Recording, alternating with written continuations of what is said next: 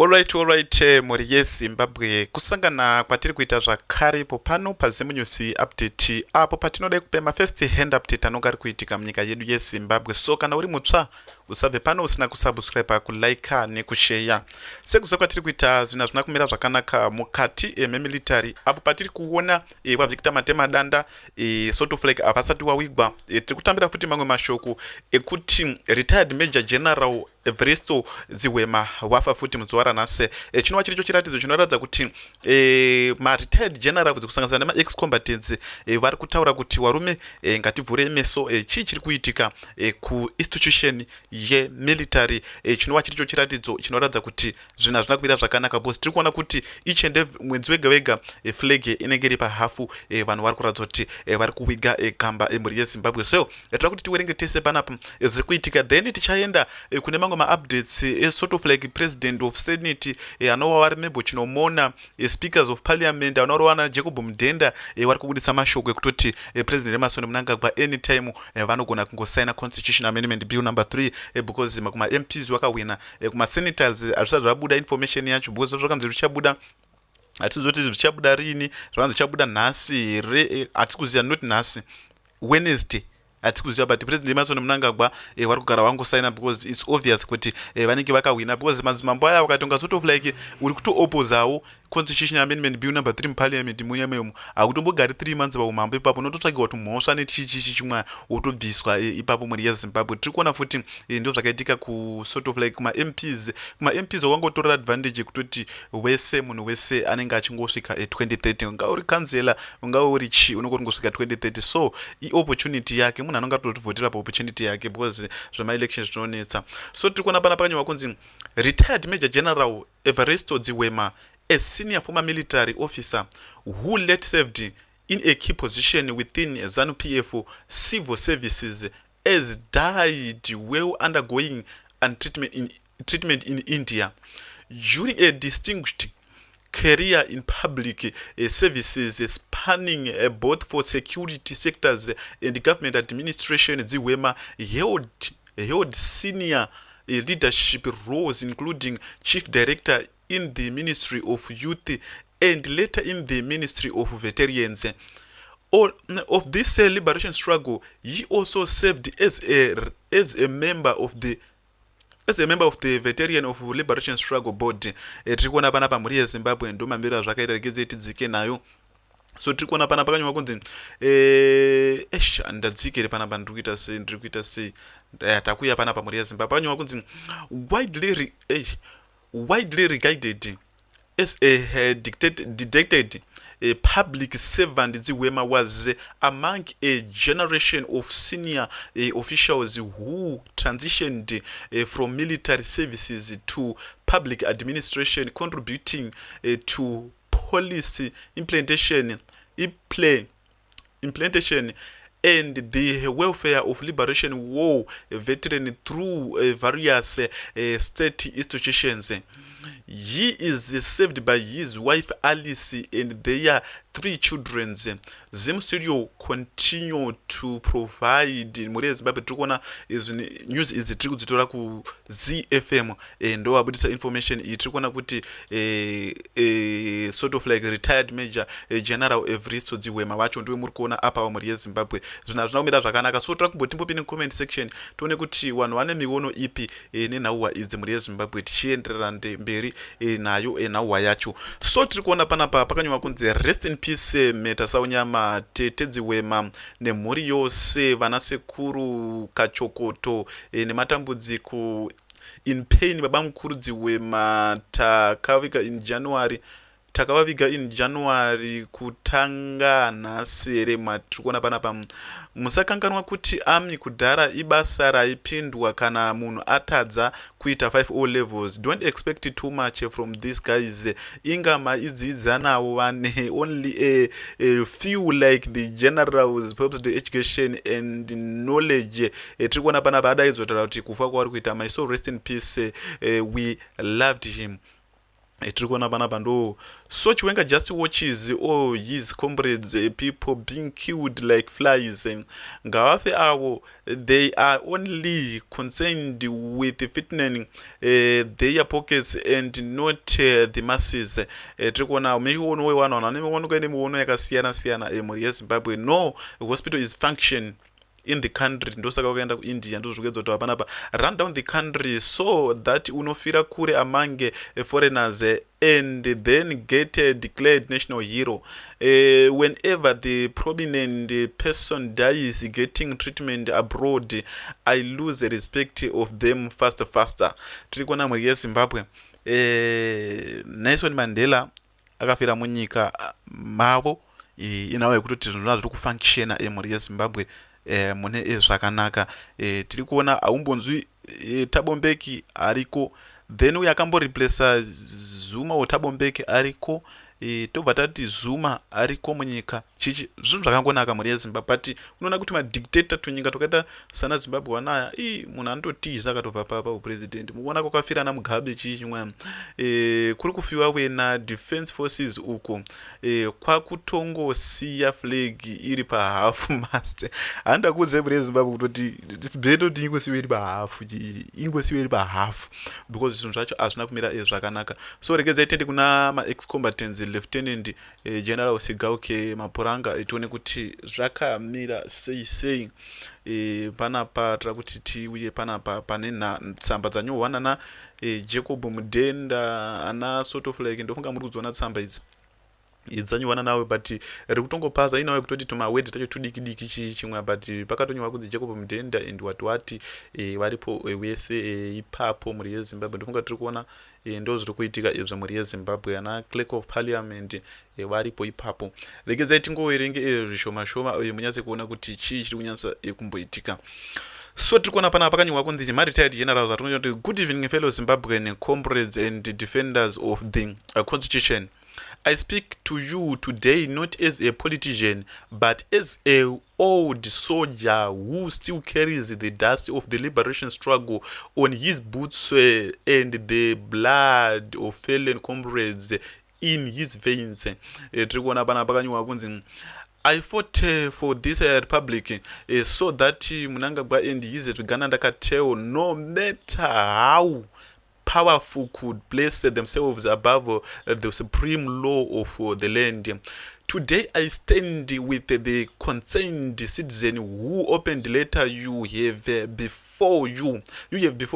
I add my voice loud, clear and unwavering to their demands.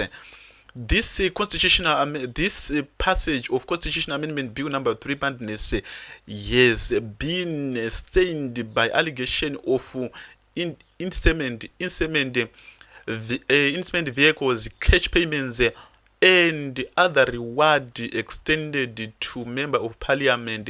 This is not a speculation, it is a public scandal that strikes at the heart of our constitutional order. A vote bought with fortunes and 10,000 notes is not a constitutional vote, it is a criminal transaction.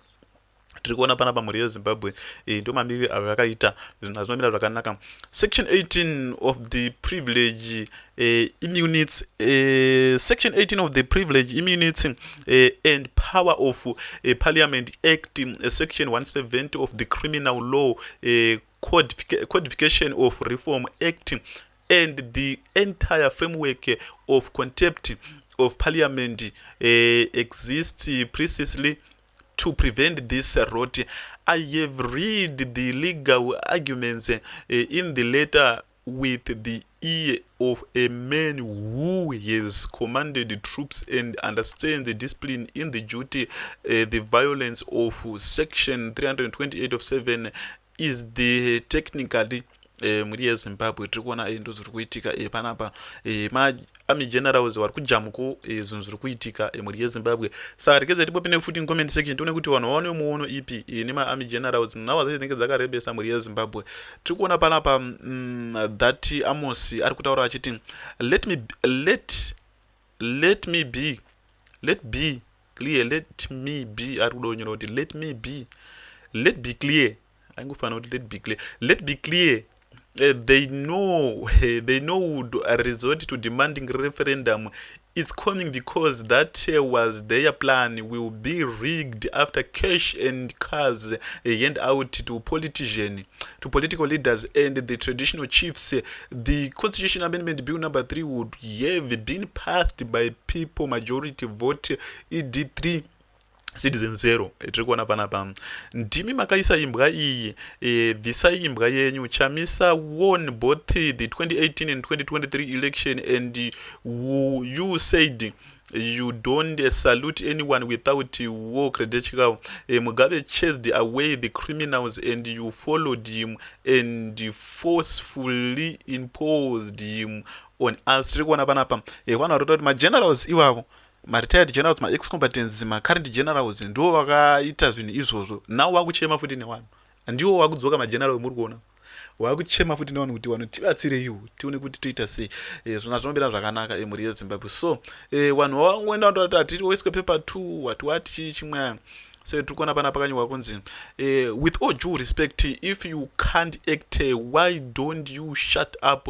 Because ZANU-PF is not going to switch because of some letters. They take action, they fire openly and bear military generals. Well, you guys write on Twitter, you are probably next to say trikola balapa bakaipa bulezi wazi same sikutora action mulunguita zvinhu zvemulunguita izvozvo. The same people who killed opposition supporters in 2008 and 2018, you haven't come out openly to apologize and confess your evil action during your time in office. Now that you have been sidelined by your godfather ED, you pretend to love the masses. Uyanya wena trikuona balapa parikuzi mimi kuna 2008 kuna chichi because retired generals wakwatori mazi general kuchaicho chichi mwana wauda kupretend ka sort of like vanhu vakanaka mhuri yeZimbabwe ndo zvikwedzo hapana pa kuti no hapana zvemuri kutaura chii chimwe. Soldier on comrade, we behind you 100%. We need free Zimbabwe for everyone, not individuals. Abash 2030. Tukona pana pakanyorwa kunzi you had the data from the liberation struggle in 2008 when civilians were brutal murdered in cold blood. You were actually serving in the military. How many innocent people died under you watch and command in 2008? And because kuna 2008 ndo wangori mazi commander acho achichimwa pauraya vanhu paya nawo wakuda kuuya ndo zvakuedza kutondedzwa nevanhu ana retired general esigauke mapuranga ndo wangori mazi generals acho kuna 2008. Iwa vanhu ndofunga muri kuwaona mapictures avo avo varapa vachiri mazi general, but now varikuda kutonga sort of like vava vanhu vakanaka mhuri yeZimbabwe. ndo zvikuedza kuti vanhu kuti no hakuna zvinhu zvakadaro zvinhu zvamuri kutaura izvozvo zvakuna chi hakuna zvinhu zvakadaro mhuri yeZimbabwe. Tiri kuona ndimebo chinomona uyu now ndo chakatobaka kuparliament because zvabva viswa neZBC zvine 2 hours zvaitwa. Tiri kuona kuti vanhu vari kufara kuratidza kuti zvinhu zvinenge zvekudini zviri kufamba mune zvakanaka. Panenge pari kuimbwa 2030 ndeya Emerson because ndinowanza kuumberwa maoko kawana kuti ndeya Emerson because paZBC hapabudisi zvinhu zvezve kana kuti because kuna vamwe vanhu vanochita zvinhu zviri opposite imo muparliament, but paZBC havatendewi kuti vange vachizvidini vange vachizvibuditsa mhuri yeZimbabwe. Tiri kuona panapa ndiwa matema danda ava mhuri yeZimbabwe, ndiwa matema danda ava ndiwa matema danda vari mukati mhuri yeZimbabwe. Zvinhu zvinomira zvakanaka, zvinhu zviri kubhoila chaiche zvakarehwa naApostle Chiwenga. Shabangu praises ZANU-PF pakaipa. Shabangu praises ZANU-PF for law change and scrape by election. Rumored to be planning a fresh round to recall Triple C hijacked want to be allowed. Tikuona panapa mhuri yeZimbabwe bosi Shabangu ari kuita zvaanoda Shabangu ari kuita zvaanoda. Tiri kuona panapa ndo zviri kuitika kwana vari kuitawo sei vari kutamba chiri kuitika Bospara. Tiri kuona Bospara vaita vakataura mashoko akati one day vachitaura kutoti no mayuthi tisi vakuru wenyu musanyengedzwe nevamwe vanhu vanouya vachiti vakuru wenyu ivo vari kuda kuwana something kubva kwamuri kana kuti sort of like vari kuda kuti muwabhige kana kuti vada kuti muite sei vanga vachiramba izvozvo ana bosparana natino machakaire mhuri yezimbabwe tiri kuona ndevanousoni chamisa madhakadya kare vachingotaura zvavaitaura mhuri yezimbabwe tiri kuona panapa ndivice president constantino chiwenga vaitaura nenhau hwecorruption vachitoti political commitment keys of ending procurement corruption. VP Chiwenga, Vice President Dr. Constantino Chiwenga says a strongly political commitment and effectively enforcement mechanism are critical in tackling procurement corruption, which he had said being driven directly tiri kuona panapa mhuri yezimbabwe ndo vataura na VP Chiwenga vachitaura nhauhwa dzekutoti hakuna zvinhu zvakadaro zvinhu zviri kuitika izvi. So tinenge tichikupai nhauhwa dzimwe dziri kuitika kunyika South Africa chikuzivisei kuti zviri kufamba sei uye zviri kumira sei, because tiri kuona kuti mamwe magovernments vari kunzi vakambotaurawo kuti no zvinhu zvamuri kuita izvi nechichi chimwe vachitaurira vanhu mhuri yezimbabwe. Tiri kuona kuti zimbabwe sort of like vari kuita akaenda sort of like paushamwari here kana kuti wakoma newanin'ina kana kuti chichi hatisi kuziva sei. So zvetinoona kuti manhews akauya achitaura kuti sort of like anonzaniko Christopher Mutsangu akauya achitaura kuti tiri mabrothers. Tiri kuona panapa uyu mukomana akazobhadharirwa fine inokwana yekuita 200 mukomana yokutuka president sort of like ainzi tafadzwa dhati tafadzwa yakatuka president nawiki nochivhaina nachi tiri kuona kuti azopiwa bail re200. So tiri kuona even kana maopposition mavendors nechichi wakaenda kunomirira nhauhwa yacho vakati dare remhosva rekuchiredzi ratonga mhosva mune zvakanaka mhuri yezimbabwe harina kutonga zviya zvekutoti kwanzi raita udzvenyiriri kana kuita se ndokunga mukuona president Emmerson Mnangagwa rinonzi ijongwe vari kutamba sejongwe ichi chimwe handimukuona rinonzi ijongwe ichi chimwe saka pakatoipa mhuri yezimbabwe ndo nhauhwa dzataita kakubata. Ndofuka muri kuona ndiye mukuru uyu because mukuru wacho mukadzi ava vanenge vachiteererawo vachiita sei. Saka ari kuti seimi muri kuda kubhadhara 600 million yekuti munge muchidefenda vanhu vasiri munyika munomu muchiregedza kupa vanhu mari yacho iyoyo. Ndakati ndiri kuda 5 million chete but makatadza kundipa but now